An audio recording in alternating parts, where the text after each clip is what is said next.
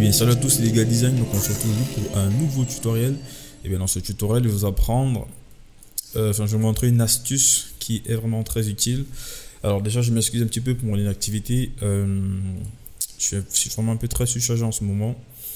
Mais j'ai appris beaucoup de choses pour accélérer un petit peu mon workflow, donc je vais partager avec vous d'ici quelques jours les astuces que j'ai découvertes pendant mon inactivité.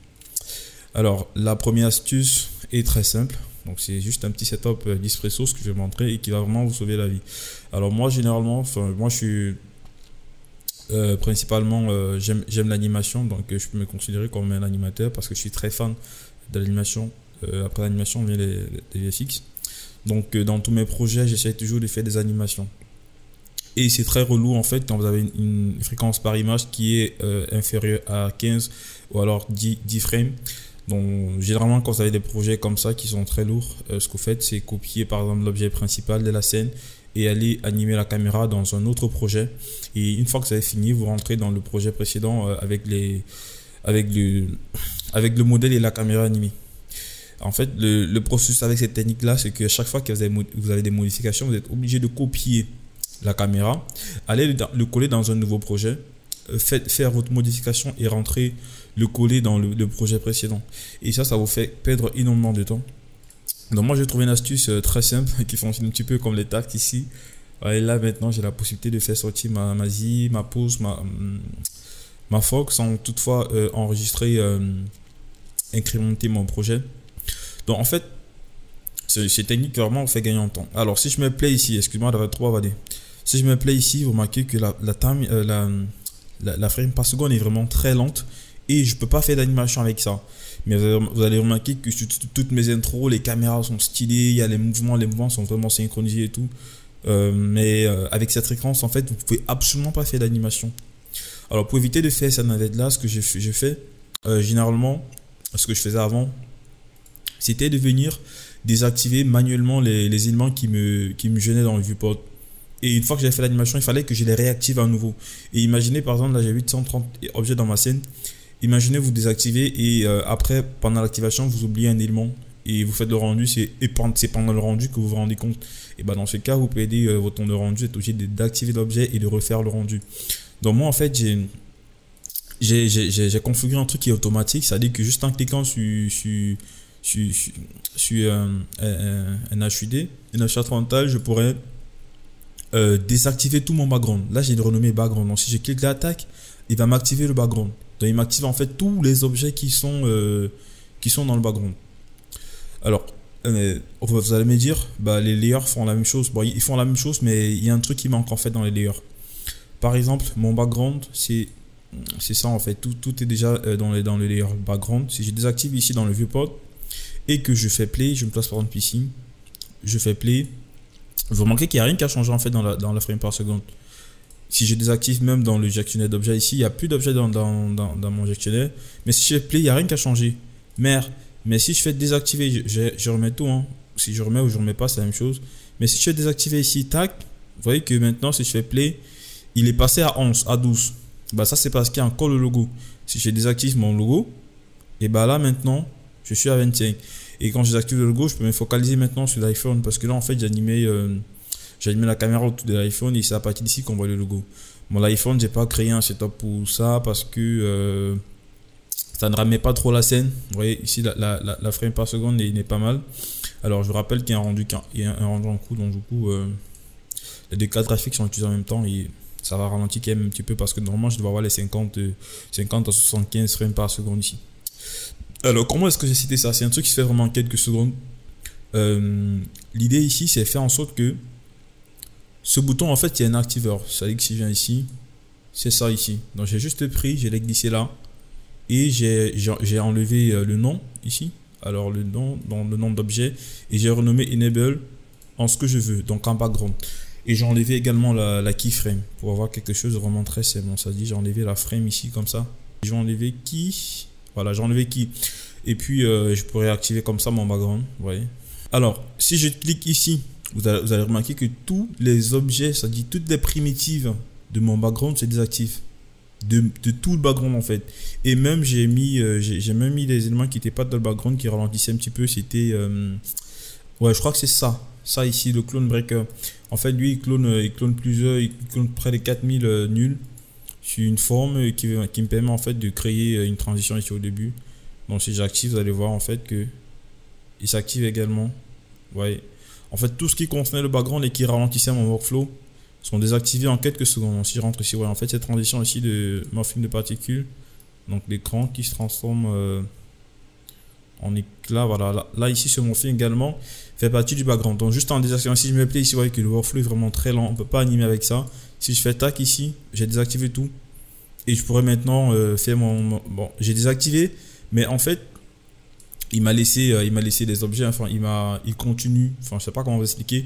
En fait, j'ai désactive, mais il maintient en fait les points qu'il a déjà clonés sur l'objet et l'animation pourrait continuer, mais beaucoup plus rapide en fait. Vous voyez, et la fréquence d'image a augmenté. En fait, quand je désactive le background, ça me permet de faire mon animation de caméra parce qu'en animant la caméra de manière à rester focus sur l'objet, je n'ai pas besoin d'avoir le background. Donc du coup, je pourrais le désactiver, faire mon animation et puis je l'active par la suite. Alors ici, il y a un petit problème de frame par seconde, tout simplement parce que il y a des images ici dans Octane qui calculent en même temps. Donc c'est pas un problème. Voilà, il y a des images qui se calculent. Donc sur cet intervalle, ça prend un petit peu de temps, mais après, à peu près vers ici, vous voyez, ça commence à être un petit peu plus rapide. Il y a aussi le rendu qui, en même temps qui prend du temps. Alors, j'arrête de bavader. Je vais vous montrer maintenant le setup. Ce tutoriel va durer 15 minutes là, normalement. Je viens ici. Alors, je vais aller dans background. Alors, c'est voilà, c'est ça ici. Donc, dans ce setup, c'est un setup qui est très simple. Hein. Ça veut dire que si je prends par exemple, regardez, hein, actuellement ici, on a combien? On a, si je me plais, on a 25. Si j'active ça pour avoir le background,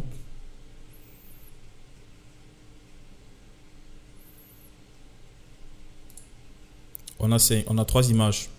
On a 3 images. Alors si je prends par exemple ceci, donc si je prends par exemple, c'est aussi une méthode en fait pour connecter ce que j'ai fait ici à ce viewport. Donc si je viens ici, je fais par exemple objet et que je prends ça. Alors moi je prends ça, le background, je glisse ici et que je vais me prendre ici viewport edit et je link ça par exemple à cet objet, donc à cet activeur. Et ben voilà ce qui va se passer si je link ça ici. Bah lui maintenant il pourrait contrôler en fait, c'est-à-dire qu'il pourrait contrôler tous les objets qui sont dans tous les objets qui sont dans le layer. C'est-à-dire que si je désactive maintenant, il va désactiver, regardez. Si je fais tac, il va désactiver tout normalement. Non souci. Là c'est activé. Ici. Oh, attendez, il y a peut-être un problème. Alors là, non, excusez-moi, j'ai pris base, j'ai pas pris background. J'ai pris plutôt base ici. Apparemment, il y a 2 qui sont sélectionnés. Donc il faut prendre bien background. Je prends ça. Background, je glisse ici. Donc ça c'est background, ok, background. Et maintenant regardez ici, j'active ici tac, il m'active les objets, vous voyez, il m'active tous les objets du background. Et si je fais tac, donc non seulement il le désactive dans le viewport et il désactive également dans le gestionnaire. Et c'est ce qui est cool en fait avec ce setup. Et le setup est très simple, ça dit que quoi, par exemple si je veux refaire ça à 0, c'est simple. Je supprime mon setup pour vous montrer. Je supprime. Alors ça c'était quoi? Ouais, ça c'était un test que j'avais fait. C'est à peu près la même chose. Alors je supprime ça pour reprendre 0. C'est simple. Vous faites espresso. Ici vous allez prendre le main object qui va contrôler tous les autres objets. Donc le main object c'est ça. Je glisse ici. Et maintenant supposons. Alors il fallait que j'active déjà tous les objets avant de faire ça. Parce que là j'ai désactivé tout. Donc je ne sais pas ce qui va bugger. Je vais, voilà, donc là j'ai activé tout, donc je vais activer ici, tac, plutôt ici, donc c'est activé. Maintenant je supprime et je reprends. Alors l'idée ici c'est, voilà, de prendre ça, glisser ici, prendre son activeur. Alors activate, voilà, excusez-moi, il y a le rendu en cours. C'est la raison pour laquelle je fais rarement tutoriel, parce que mon PC à chaque fois fait le rendu. Donc du coup, ça rame un petit peu. Donc voilà, j'ai pris l'objet principal, j'ai glissé là. Alors les objets que je voudrais désactiver. On va commencer par le cloneur. Il y a ça. Je prends, je glisse ici. Et je vais lui dire, toi, en fait, tu vas désactiver le cloneur. Donc si je désactive booléen, vous savez que généralement les booléens, ça rame pendant le calcul. Donc si je demande à ce que le booléen désactive le cloneur, bah, quand je désactive le booléen, il va me désactiver le cloneur. Vous voyez? Alors il y a background ici qui est peut-être automatisé aussi avec ça. Il y a un automatisme que je trouve. Voilà, ça doit être ici l'automatisme. Ouais, il y avait déjà une connexion en fait, je pense. Vous savez quoi? Alors, il y avait déjà une connexion. Enfin, il y a une connexion quelque part. Je vais pas prendre le temps de chercher la connexion. Il y a une connexion quelque part qui dit que toi, tu vas désactiver le background ici. Ok. Bon, c'est pas ce que je viens d'essayer là. Alors, je vais juste vous montrer qu'en désactivant ici, je pourrais désactiver le cloneur. Ok. Alors, je voudrais également désactiver le cube qui est dans le booléen ici. Parce que quand vous désactivez le booléen, il vous affiche maintenant les objets qui sont à l'intérieur du booléen. Moi, je veux pas ça en fait. Je voudrais que quand je désactive mon booléen, il désactive également les objets enfants.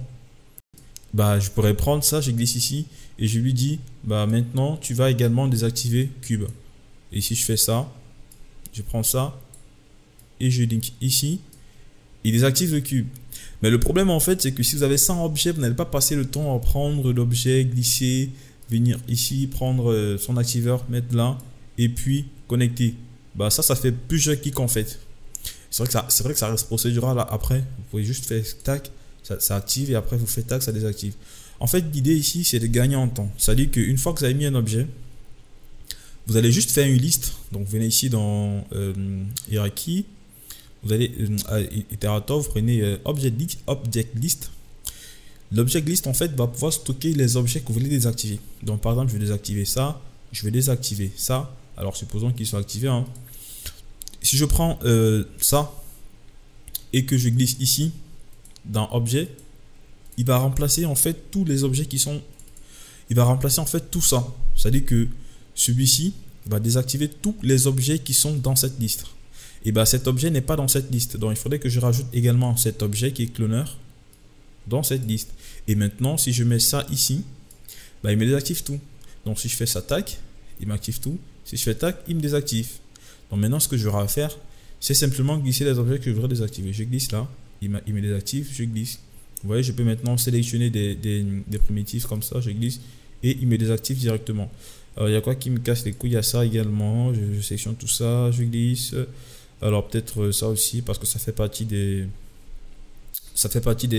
connecteur qui clone. Enfin, grâce à ce connecteur, j'arrive à cloner les éléments dans ma background. Donc, je prends en fait tout ce qui me casse un petit peu la tête. Il y a ça aussi qui me casse un peu les couilles. Le cloneur qui clone les éléments sur cet éclat pour faire en sorte que je fasse mon animation. Donc, vous voyez, en quelques secondes, en fait, j'ai cité tout. Maintenant, si je clique ici, tac, il m'active tous les éléments de mon background. En quelques secondes, vous allez voir, allez, tac, il m'a tout activé. Alors, si je clique là, apparemment, il y a ça qui n'est pas désactivé. Je sélectionne et je glisse là. Vous voyez, en fait, j'ai créé une liste très rapidement des objets qui sont un petit peu chiants à calculer. Bon, ça, les objets, normalement, les objets polygonaux, on peut rien faire pour eux, en fait. Quand vous désactivez ici, ça change rien. Il faut plus désactiver les primitifs, les réplicateurs, les duplicateurs, pour faire en sorte d'accélérer votre workflow. Alors, une fois que je fais ça, en quelques secondes, j'arrive à désactiver mon background et j'ai un bon viewport. Et tout ce qui me reste à faire, c'est prendre le main object ici, qui est booléen. Donc, je prends son main activeur, donc je désactive ici. Je prends son main activeur ici. Je vais glisser mon écran et à tout moment, je pourrais activer mon background. Il m'active tout. Alors, il prend un petit peu de temps à afficher et je pourrais désactiver, il m'active tout. Alors, pour ne pas salir votre viewport, peut-être considérer l'astuce des calques, la méthode des calques. Vous allez juste à créer un objet ici. Je ne sais pas si en glissant, je peux glisser déjà mon calque directement dans le viewport. Et je viens ici, je fais base propriété, je fais ici visibilité editor view. Ça, visibilité editor view, c'est ça ici. Vous pouvez également prendre visibilité editor render view, donc c'est pour ça. Ou alors management, c'est-à-dire que Si vous désactivez ici dans le management, il va enlever ça dans le management. Il va enlever les backgrounds dans le management et il va les désactiver pendant qu'il enlève en fait. Ça veut dire que si je fais ça actuellement, si j'active par exemple comme ça, et il active tout, et que je désactive par exemple ça, c'est quoi? C'est background management, visibilité manager. Donc il va me désactiver tout dans gestionnaire d'objets, mais il va pas les désactiver en fait. Il va pas les désactiver en fait ici. Si je viens ici, alors si je viens plutôt, je prends par un objet, hein, quelqu'un, il va pas désactiver l'objet ici. Vous voyez? Pourtant, si je prends par exemple visibilité management et que je link ici, visibilité management, tac, et ben voilà, ce qui va se passer. Je vais récupérer l'objet. Hein. Alors c'était quel objet? Ouais, c'était l'objet principal, c'est ça ici. Ce qui va se passer, c'est que quoi? Il va désactiver l'objet. Et s'il désactive cet objet, et cet objet va désactiver tous les objets qui sont dans cette liste. Et là, maintenant, vous gagnez un temps. Donc, juste en faisant comme ça, vous activez vos objets. Enfin, vous les activez normalement. Bon, il prend un petit peu de temps à activer. Là, vous avez tous les objets. Et en désactivant ici, tac, vous désactivez dans le gestionnaire d'objets et dans le viewport. Alors, vous pouvez aussi utiliser la méthode. Alors, excusez-moi, je vais d'abord remettre ça. Non, ouais. Vous pouvez aussi utiliser la méthode du visualiseur. Donc, maintenant, c'est activé dans le viewport et activé dans le visualiseur. Dans le gestionnaire d'objets et dans le viewport. Si je désactive ici dans le viewport, il va désactiver dans le viewport et il va désactiver les objets dans le gestionnaire d'objets, mais sans toutefois les masquer. Donc voilà, c'était juste pour vous montrer ça. Je pense que à 20 minutes quand même, c'est le tutoriel le plus court que j'ai pu faire sur ma chaîne ces derniers temps. Et je pense que ça pourrait vraiment vous faire gagner en temps. Donc voilà, et il y a une autre méthode ici qui vous permet de créer des XREF. Donc par exemple, le logo ici, j'ai fait un XREF. C'est à peu près le même processus. C'est même plus excellent, mais seulement qu'ici, à chaque fois que vous voulez faire des modifications, il faudrait aller dans le projet suivant. Donc, ça peut pas être utile si vous animez la caméra dans votre scène principale. Donc, ça, c'est vraiment quand vous avez une composition un peu comme sur After Effects. Donc, ici, en fait, vous créez un XREF, vous venez là, vous faites XREF. L'XREF, en fait, c'est un projet. C'est-à-dire que, par exemple, mon logo, je l'ai animé dans cette scène. Donc, c'est logo animation. J'ai fait l'animation de mon logo, j'ai fait des time offset. Donc j'ai décalé un petit peu. D'abord j'ai fait l'animation à 0, après j'ai décalé. Et maintenant je voudrais l'intégrer dans mon projet. Donc pour l'animation du logo, j'ai pas besoin d'animer la caméra autour. Je peux considérer la caméra du projet principal. Donc là j'enregistre mon logo en CKD. Et maintenant je pourrais l'importer dans ma scène. Alors je viens ici, je fais create XREF, add XREF.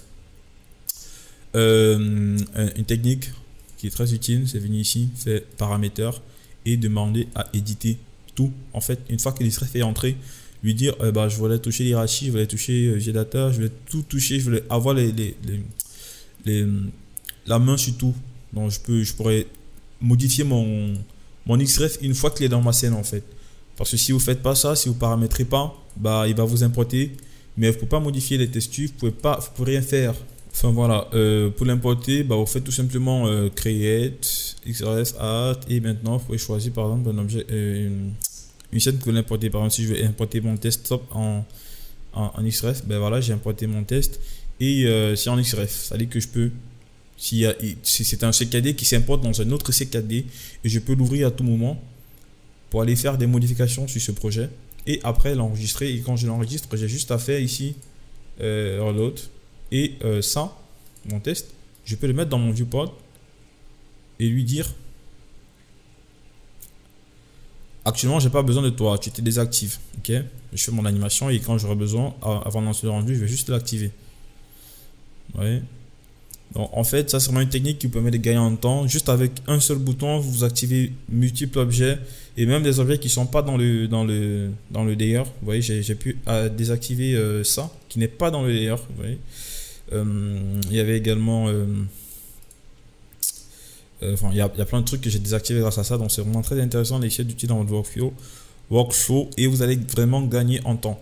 Alors je vous laisse Edit Guide Design.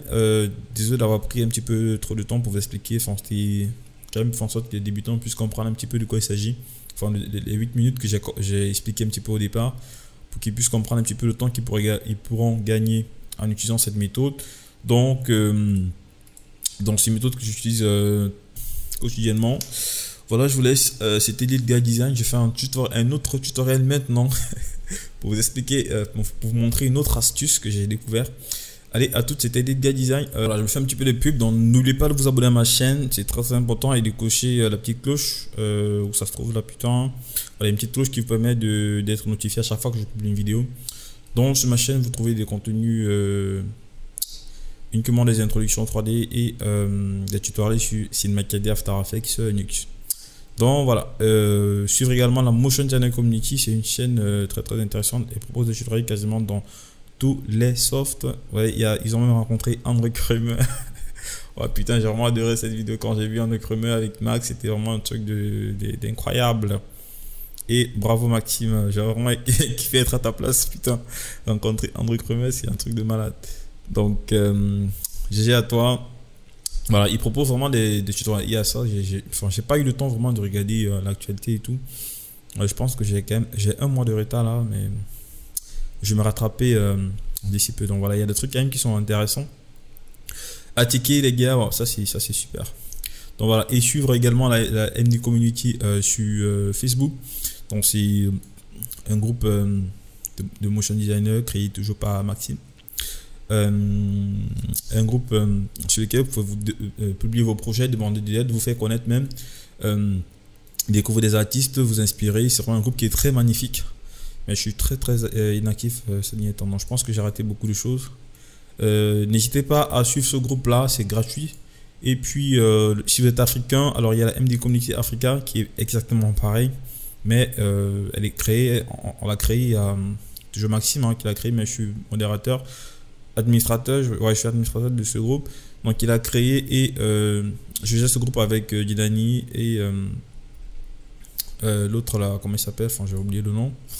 Excusez-moi les gars. Donc j'ai ce groupe avec Didani et il y a d'autres, et Daryl, excusez-moi. Donc voilà, j'ai trop de trucs dans la tête. Donc c'est un groupe, enfin c'est le Motion Designer Community Africa. Si vous êtes africain, je vous prie de rejoindre ce groupe pour partager avec nous,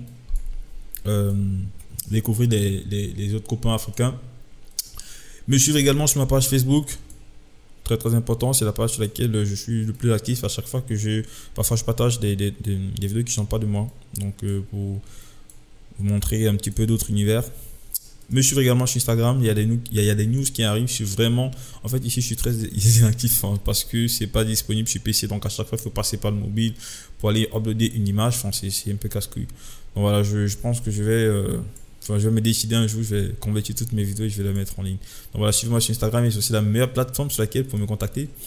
Donc vous abonnez tout simplement et voilà. Me suivre également sur Vimeo. Vimeo, ça j'allais oublier, putain, Vimeo.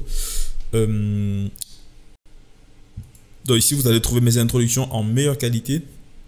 Voilà, toutes mes introductions. Il faut même les télécharger si vous êtes curieux de voir un petit peu la qualité. Donc vous pouvez télécharger les formats originaux, c'est vraiment nickel. Il y a toutes mes intros en très bonne qualité. Il y a même des trucs que j'ai pas publié sur ma chaîne. Et il y a des nouveautés qui arrivent. Alors je vous laisse, c'était Lidga Design. Merci d'avoir regardé la vidéo, merci d'avoir regardé le tutoriel, ça me fait plaisir. Partagez si vous l'avez aimé. Et n'hésitez pas à vous abonner à ma chaîne et tous les réseaux sociaux dont j'ai cité et mes partenaires. Allez, je vous laisse, c'était Lidga Design. Ciao la famille, allez à tout.